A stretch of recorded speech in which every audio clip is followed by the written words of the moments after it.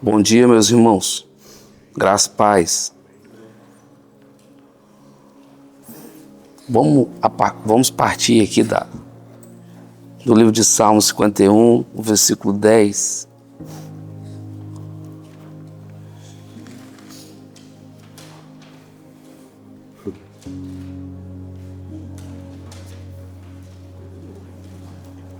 Vendo isso.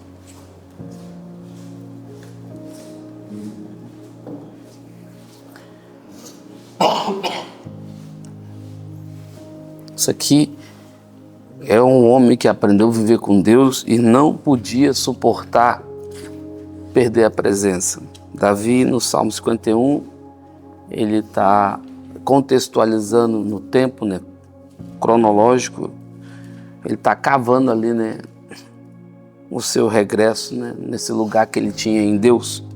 Ele havia pecado e errado, então Davi tinha mais medo de perder Deus do que perder seu reino.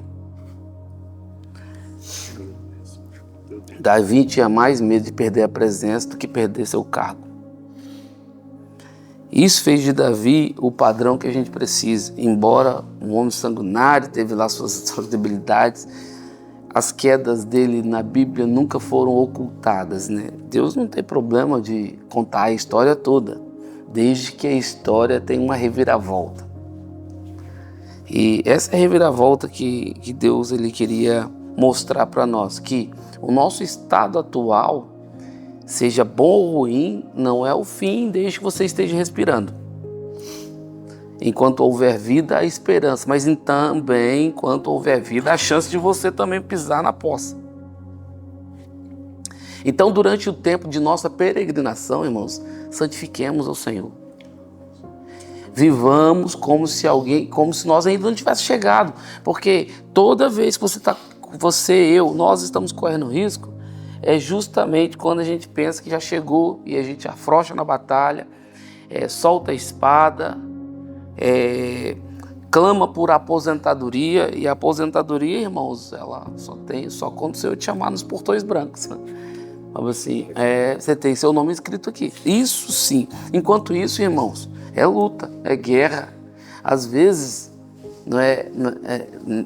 a maioria das vezes, a verdadeira guerra acontece contra principados e potestades, mas o diabo consegue nos arrastar para uma guerra física.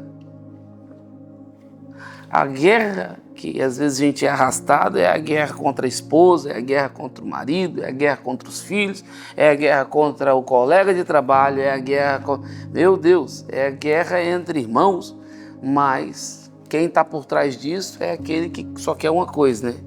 Dividir para conquistar.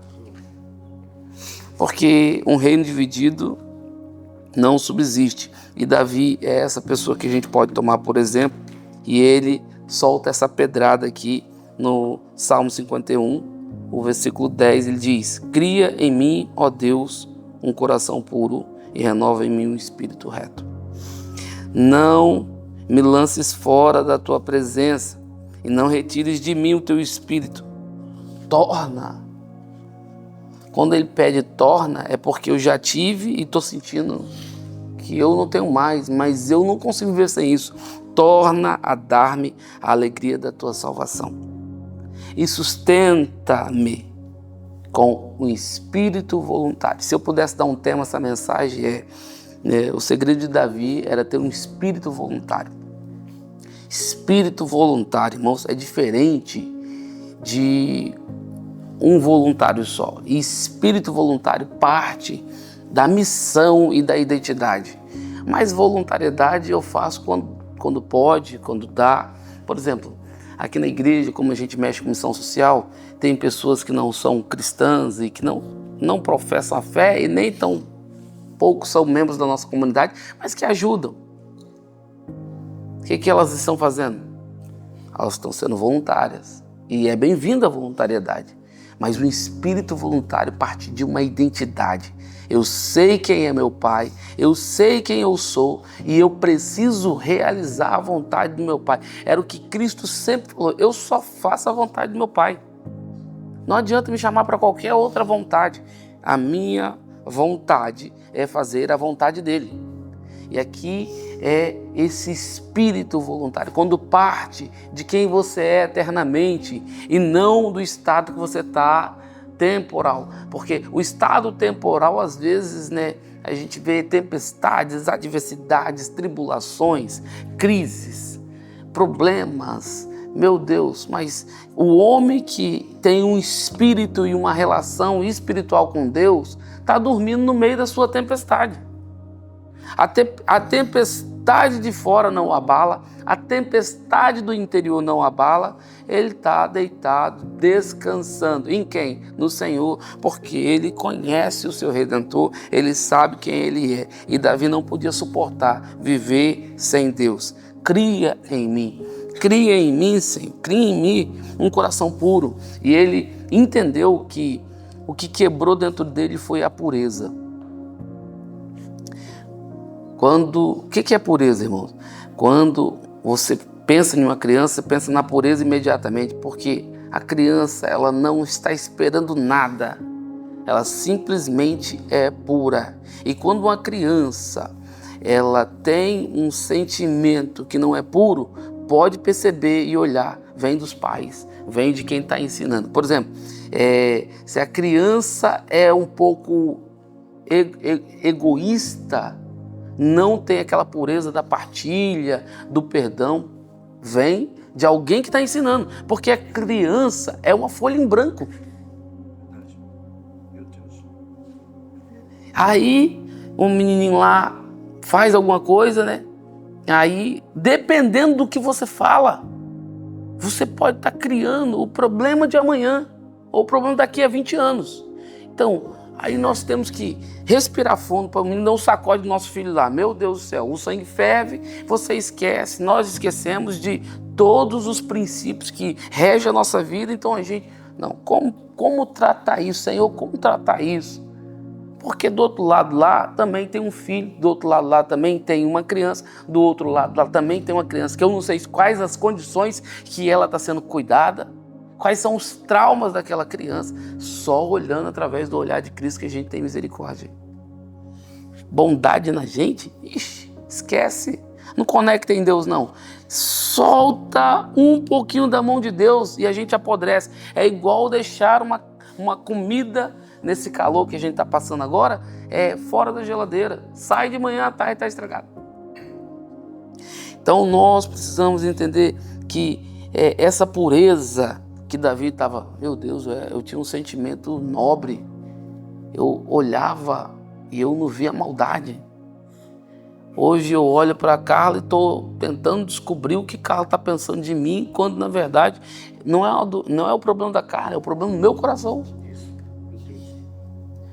Perdi a pureza. E aí, quando você não está puro, você começa a ver tudo sujo. Porque através de uma lente suja, a gente vê tudo sujo. Através da janela que não foi lavada, a gente vê a roupa da vizinha toda suja. Mas, na verdade, irmãos, cria em mim. Ele não fala, cria nos outros. Senhor, muda essas pessoas. Muda, Senhor, a minha esposa, muda meu marido, muda meus filhos. Não, Senhor, começa por mim. Cria em mim um coração puro. Eu quero ver, enxergar e sentir como o Senhor sente. Essa é a oração para hoje, é a oração desse dia, é o que Deus está pedindo para nós. E renova em mim um espírito reto. Ou seja, eu não quero ficar cocheando entre dois pensamentos. Eu não quero ficar, começo bem, termino mal o meu dia, porque às vezes nosso gráfico, nossas emoções estão comandando tanto, irmão, que o nosso gráfico fica bem assim, Tipo, tem quando o coração tá oscilando, Isso. Aí como você mede o coração? Aí, aquele negócio. Mas, irmãos, a proposta do Cristo é que você morra. O que acontece com aquele aparelho quando o coração para de bater? Reto. Na verdade, o que está faltando é você morrer para a sua vontade, para viver para a vontade de Deus. Porque reto, irmãos, e morto é a melhor coisa, é a melhor matéria-prima na mão de Deus. E não é a morte física, mas a morte do seu ego.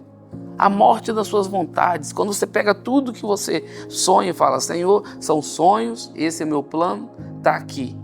Coloca o seu plano sobre isso. Porque de verdade, irmãos, alguns sonhos dentro de nós foi Deus que colocou. Mas nós precisamos batizar esses sonhos na vontade de Deus. Por quê? Pelo caminho que Deus desenhou é mais seguro. Não me lances fora da tua presença. Ei, não posso viver assim, não quero viver assim, não me lances fora da tua presença. Não retires de mim o teu Espírito Santo. Meu Deus, irmão, consegue sentir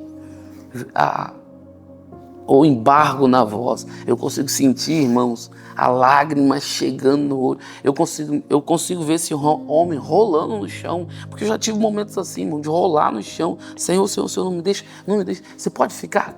Eu preciso correr contra aquela parede ali e me jogar contra ela? O que você quer? Você bateu a cabeça? Se eu der uma estrelinha, o senhor volta? Eu já fiz loucuras assim, irmão, porque quem experimentou a presença de Deus não pode e não consegue e não quer viver sem ela. É o maior tesouro da sua vida, é ter a presença de Deus. E ele estava sentindo que a presença de Deus tinha se retirado, e ele quer recuperar isso. E ele é humilde para pedir isso, e ele tem lágrimas nos olhos, ele tem o coração quebrado, ele está... Quem é humilhado é exaltado, ele está se humilhando, mas o propósito dele não é pensando na exaltação. Quem se humilha pensando na exaltação ainda está doente. Eu me humilho porque eu preciso. Agora, quem está em cima dessa plataforma chamada humildade é promovido por ela. Então é o elevador que te suspende, irmãos. Nós temos que parar de pensar nesses lugares e começar a pensar nos pés de Jesus. Agora, nos pés de Jesus, a mulher pecadora que derramou o perfume e perfumou toda a casa, Jesus deixou no evangelho o seguinte: onde quer que esse evangelho for pregado, eu quero que vocês contem a história dela. Isso sim é honra, né? Porque ela não estava esperando isso, ela só queria os dedão do pé de Jesus. Ela foi de gatas debaixo da mesa, nem era convidada, as pessoas zombando, indignadas, né? Falta de respeito, entrou na minha casa, mas ela encontrou o pé de Jesus. Jesus se amarrou naquele momento, meu amigo. Hoje, o Espírito Santo está te convidando para você ir de gatas e encontrar os pés dele debaixo da mesa. Onde foi que você perdeu o pé de Jesus, irmão? Qual foi o lugar que você perdeu a presença? Onde você perdeu o coração? Porque crie em mim um coração puro. Onde você perdeu o coração? Onde você perdeu esse espírito reto? Aonde você perdeu, né, essa presença que te fazia, né, que te dava pulmão espiritual? Hoje eu vejo a igreja está com o pulmão comprometido, e nós nem somos fumantes, né? O pulmão espiritual está comprometido.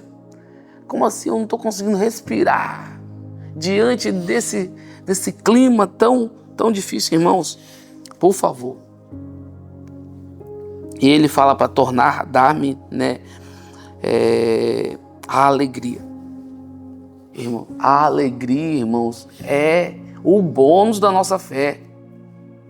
A alegria, ela estampa no rosto um evangelho não sofrido. Irmãos, o sofrimento não tirou a alegria do rosto de Estevão.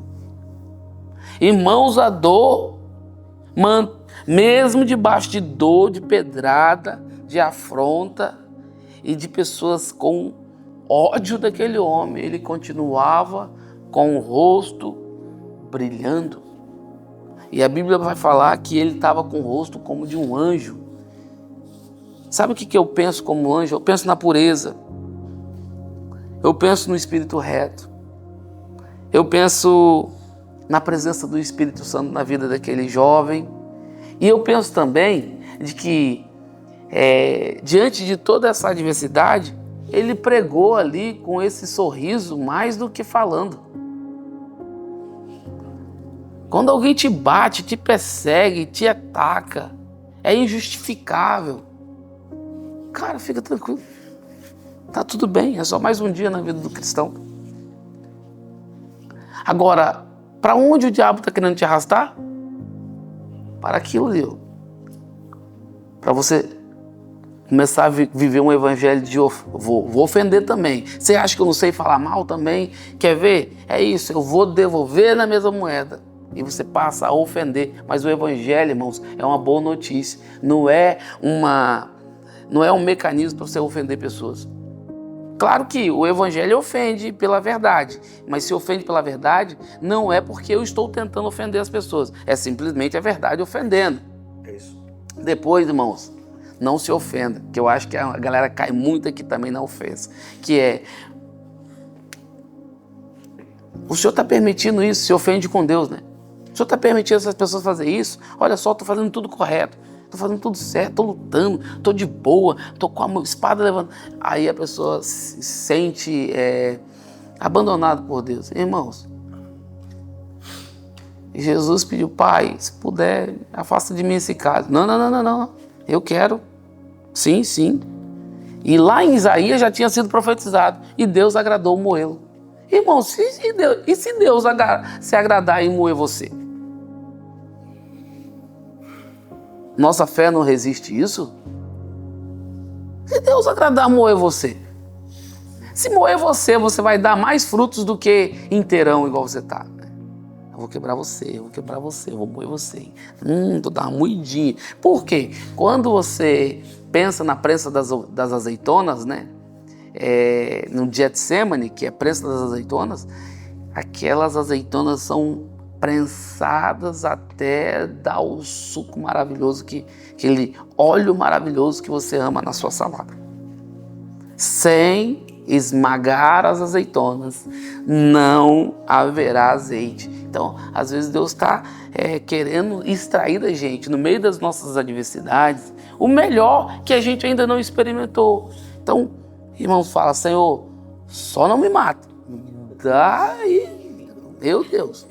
Só não me mata, me segura aí, porque eu tô achando que tá muito pesado essa... Não, meu filho, tá tranquilo. Aí minha mãe sempre falava assim, meu filho, fica tranquilo que pé de galinha não mata pinto, não.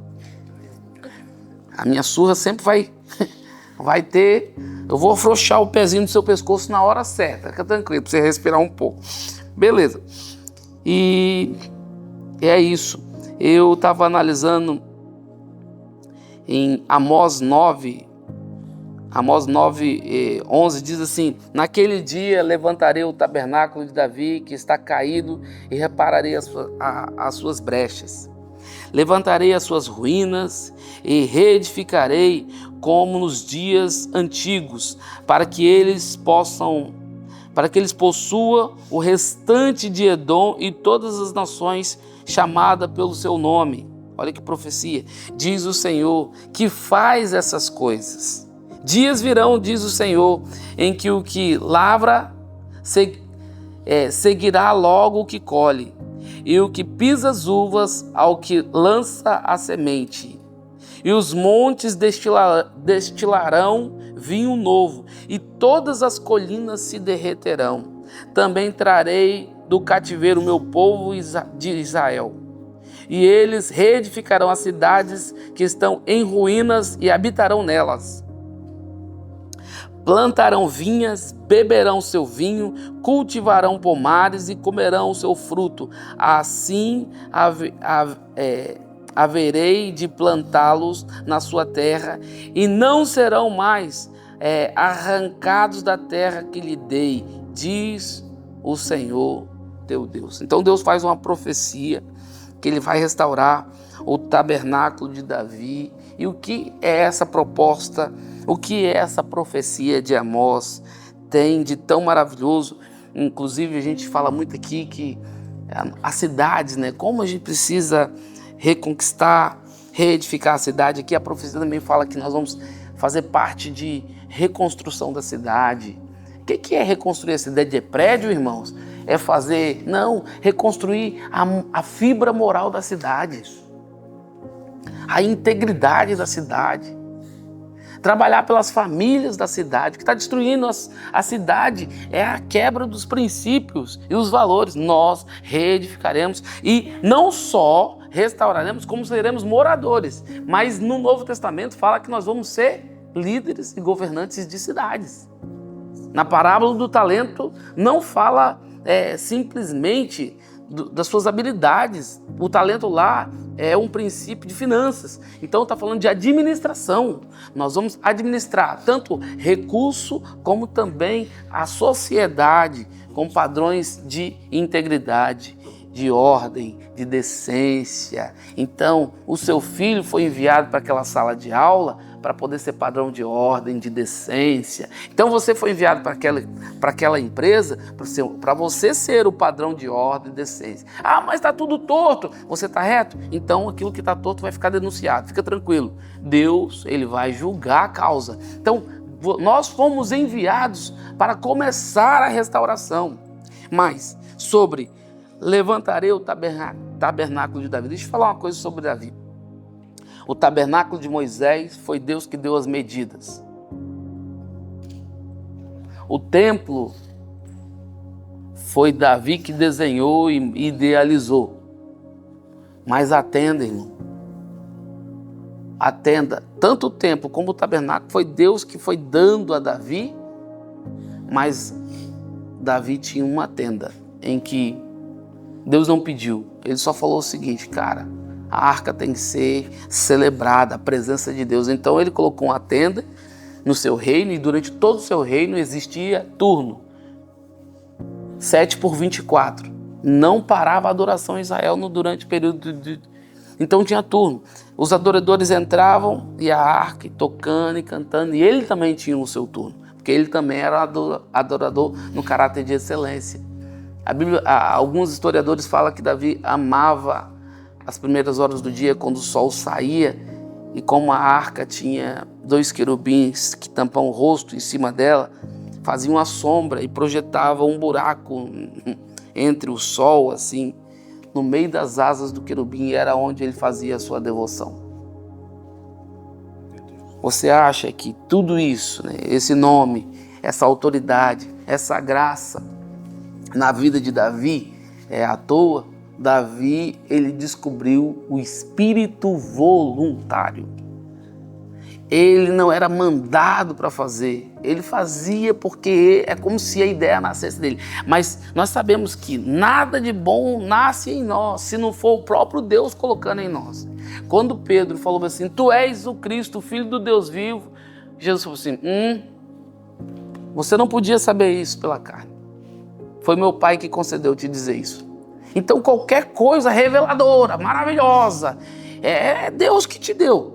Então Deus se deixa conhecer aqueles que estão procurando. Se você está procurando encontrar esse espírito voluntário, você de certeza vai ter um lugar no meio das asas do querubim e uma relação profunda com Deus. E aí você vai encontrar, irmãos, mais do que ser voluntário num assunto esporádico, você vai ter um espírito voluntário. Você vai fluir na missão que Deus te deu. E aí vai ser leve, vai ser glorioso. Vai ser como todos os dias você estivesse voando nas asas de um querubim, irmão, debaixo de revelação, de cuidado. Então ele teve essa ideia maravilhosa, mas a profecia é: eu não vou restaurar o tabernáculo, eu não vou restaurar o templo, eu vou restaurar a tenda.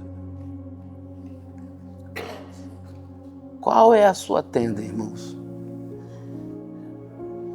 Cadê a sua tenda, irmãos? Cadê a sua devoção naquele lugar onde a sombra do Altíssimo projeta o sol nos primeiros momentos, né, no alvorecer, e te pega ali prostrado com a cara no meio do joelho, com as poças de lágrima, quase se afogando na sua própria lágrima, com os seus ranhos tudo descendo ali, porque você ama a presença de Deus? Cadê esse cara, mano? Foi isso que Davi falou: renova em mim, cria em mim, Senhor. Cria em mim um coração puro e renova em mim um espírito reto. Não me lances fora da tua presença. Não retire de mim o teu espírito. Torna-me dar alegria. Irmãos, como eu vejo os crentes sem alegria. Mas será que não tem alegria disponível? Claro que tem. O problema é que nós estamos procurando alegria nos lugares errados, irmãos. Irmãos, o tranquilizante te tranquiliza, mas a paz te descansa. O tranquilizante vai no seu nervo aqui, ele corta a transmissão, está lá o problema na mesma. Mas a paz que excede todo entendimento guardará o teu coração em Cristo. Aquela que excede todo entendimento, está tudo igual, mas eu estou em paz, eu estou estranhamente em paz. O cara bota a cabeça na janela, está chovendo canivete.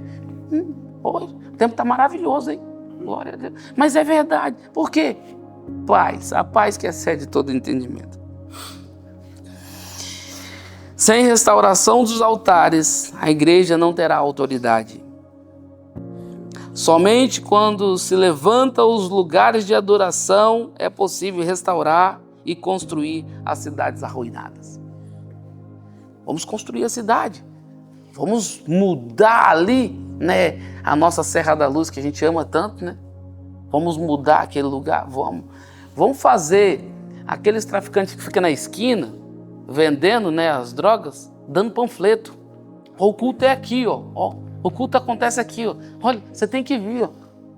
O cara vai vir. Não. Hoje não tem nada de tem aqui o convite do culto, que começa aqui agora.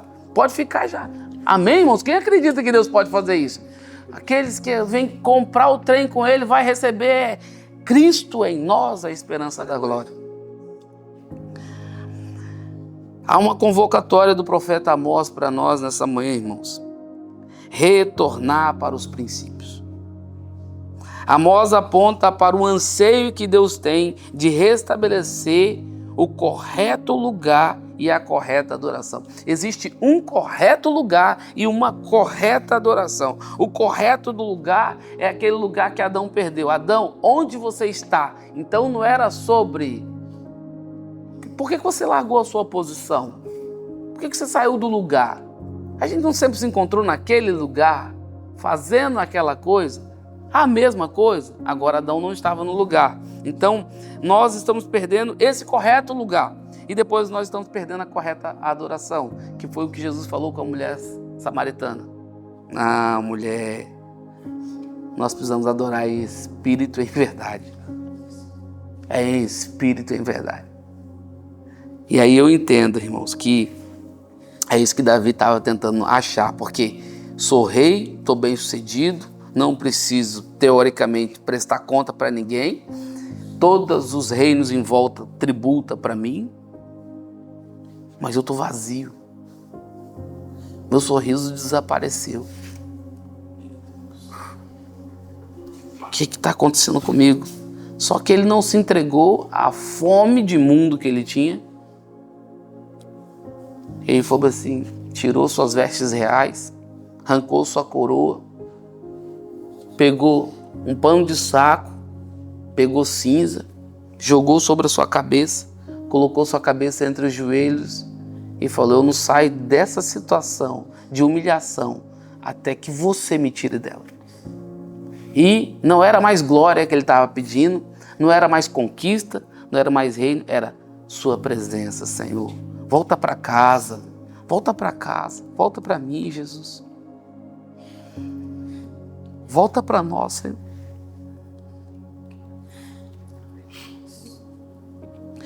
Não nos deixe fora, Senhor, da leitura dos nomes convocados, Jesus. Eu não estou falando, Senhor, de Copa do Mundo, estou falando, Senhor, naquele dia o Senhor tem um livro, e nesse livro o Senhor vai chamar alguns nomes.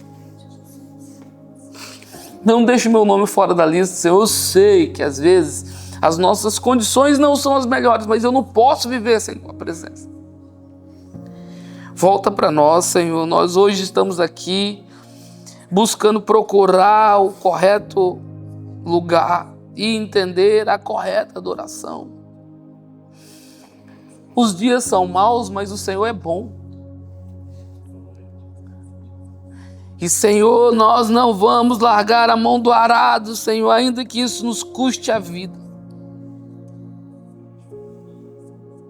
Eu não quero me acostumar, Senhor, com coisas, porque, Senhor, sem você, nem nada do que eu tenha vai satisfazer a minha alegria, vai satisfazer a minha vida.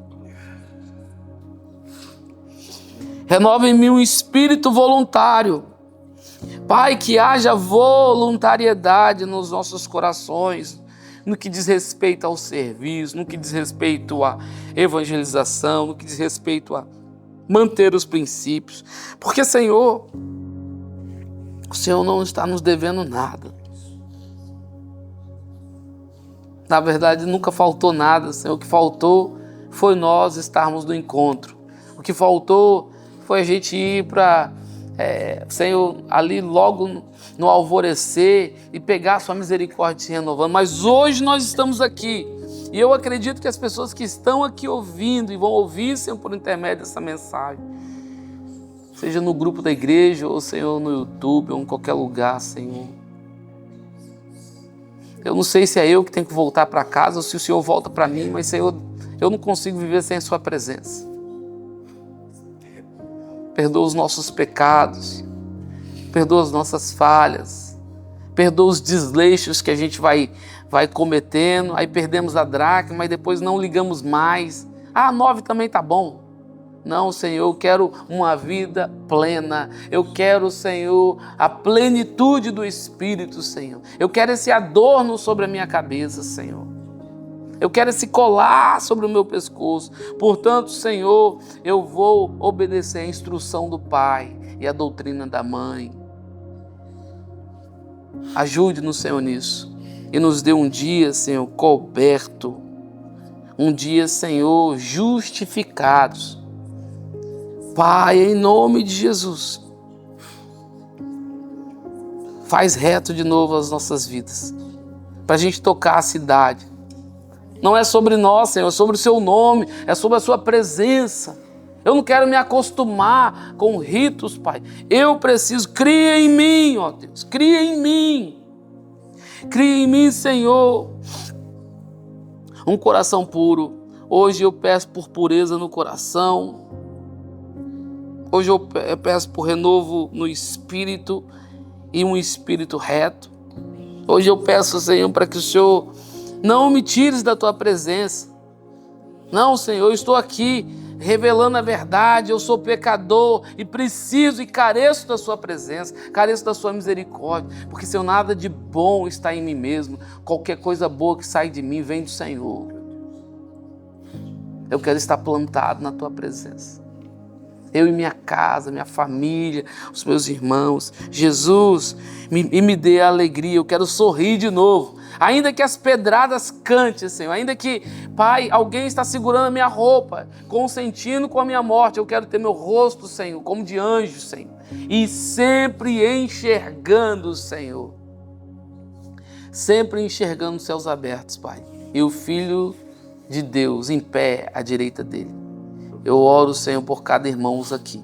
Eu oro por cada irmão que está ouvindo essa mensagem. Sustenta-nos, Pai. Nós te agradecemos. Em o nome de Jesus. Amém.